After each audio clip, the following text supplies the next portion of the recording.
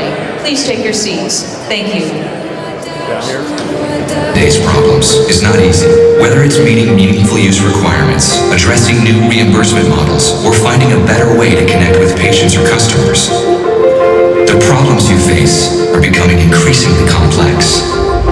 You're working with more constituents across a broader community with fewer resources. The decisions you make today have far-reaching implications on how you deliver care and sustain your financial success. The search is on for a better solution, better information to power better insights to drive better outcomes across your health system. And it's not a quick fix, but rather a course of continuous performance improvement. It will take all of us, patients, physicians, caregivers, hospitals, health insurers, and technology companies, working together to create what's next in health.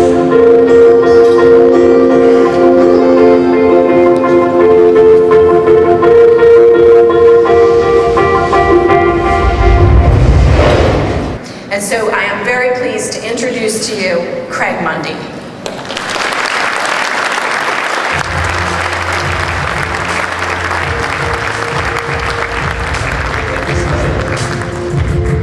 Good news, we're actually also thinking about how to do robots that'll get that glass of wine for you when you want to get home and have it already there.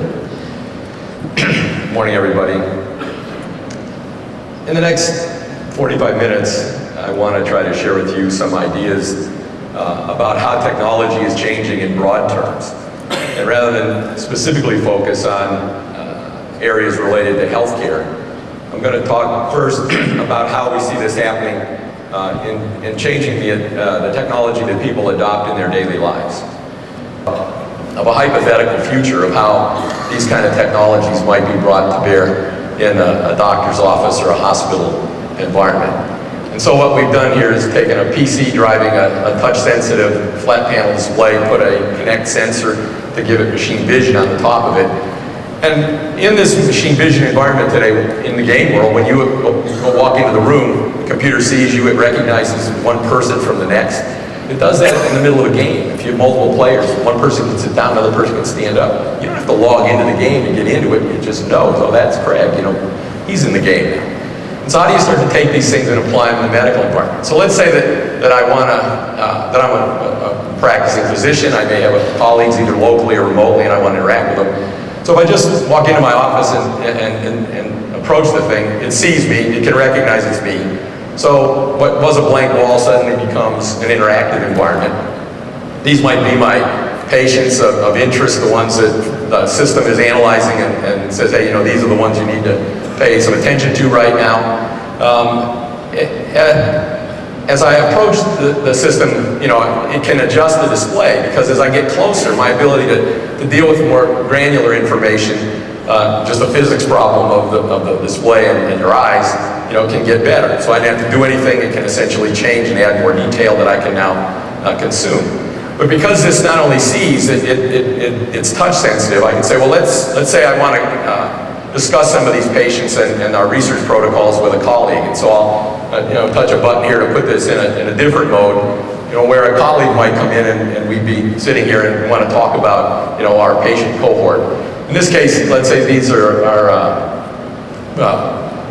patients that have diabetes. Here, there's a bunch of features. And in fact, if you look at the screen, I can just use my hand at a distance, just as I do in the video games now, to essentially, control different aspects. I can click on buttons or ask for different analytics to be performed while I'm still talking to my friend. It's quite natural for me to point at people or point at buttons and say what I want, but I can also speak. Like say, system, show me the patients with BMI greater than 33. And so here it'll basically sort them and present them.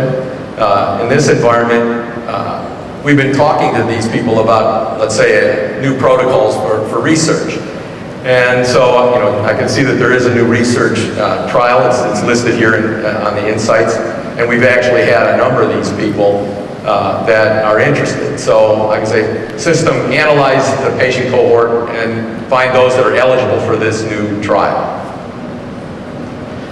So it picks out 5 that parametrically might match the study in question. You know, I've talked to all these people. I know that they might benefit from this trial, and that I think that they should participate. And so I can say, system, enroll all 5 in the trial. So now it might go away and package up a bunch of anonymized data for this trial, but it also sends a request to each patient by electronic mail to solicit their specific approval for participation in this trial. Now I might want to drill in and look at one of these patients. So let's say we want to look at Lori. System, show me the detail for Lori Penor. So here I have a specific chart that Lori, who's a diabetic patient, you know, we've been monitoring her and trying to, control her diabetes. And she, like many, may, really just be sort of beginning this lifelong task. But here I can look at her metabolic profile, her glucose levels. You know, the system can basically analyze these and highlight, for example, these red circles, things that are not going exactly as we might have planned. You know, we had given her this dotted line objective in terms of getting her weight down. And, she's on a good trajectory until recently. Here she keeps a food diary record. I can essentially touch the graph and sort of look at that. You know, she binges a little bit, but that didn't seem to be the factor. But here, it's not going the way we wanted.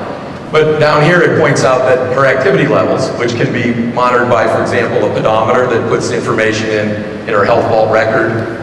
You can track her activity levels, in and out of the house through the cell phone if you choose to participate. And if you've given her an exercise regime where she's down there in front of the TV, doing exercises, the gaming system may in fact be able to estimate her activity level. So all these things are plotted here. You can see that it's pointing out it's fallen off quite dramatically. I can take this data set and move it up here and look at that in comparison. And so the ability to have computers that are analyzing some of the data, offering you suggestions, is a lot different than saying, give me the raw data, let me figure out how to run an Excel spreadsheet, make my own graphs, or figure these things out. The ability to do this kind of analytics in a much more graceful way, I think, is really important.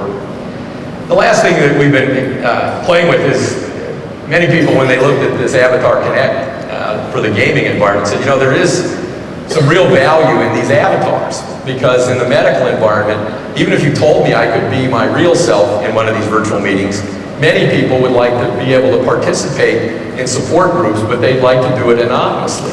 And of course, that's always been hard to do, but this may be a way to do that. So here we put together a hypothetical way of having support groups where people can sit at home in front of their television with a sensor like this, and they can participate in support groups where they're actually interacting with other people in a moderated way, except they never physically come together. They're just there being represented by their avatar. So I'll show you what we think it might be like, to have people who can participate in that kind of environment.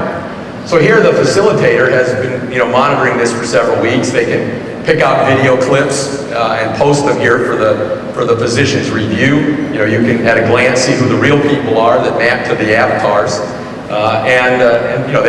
the system can analyze the dialogue and point out things that you're interested in hearing. So what I'm going to play for you is essentially a recording of the avatar meeting. This is something that people in this Avatar Kinect product in a few weeks, they can do that too. When you have one of those things like a tailgate party or you're going to do an interview or a roundtable meeting, you can just click a button and say, I want to record that meeting, and then you can publish it out and people can play it back.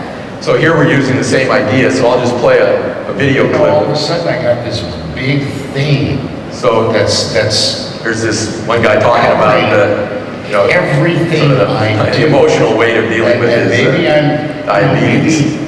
I'm sure that you don't feel that way anymore. No, I don't. This is all new to me, and it feels like I'm hyper aware of this all the time. But of course, in this case, we were worried more about Lori, and Lori's over here out of the frame. But because this isn't video, it's actually a computer model that's being replayed. I can say I want to move the camera position, and I can drag this around so that the model focuses on her. So now, even though the other guy's talking, I can say, well, I want to watch her and how she interacts with the group in this environment. And so I can, play that again. All of a sudden I got this. And so we might notice that she's you know, That's- involved, but not very so. Doesn't appear to be super happy about being here, or might be concerned about, you know, other aspects of this. And so I might be concerned about whether she fits right in this group, or whether she's got other problems. And so the system can basically give me an easy way of sort of dispatching that. I can say, okay, what are my options? I can go back and review her profile again. I could look at other studies that I might want to suggest that she participate in, or I might just want to refer her to one of my colleagues that is working with me on these kind of cases. And so, you know, the whole process can be quite automated.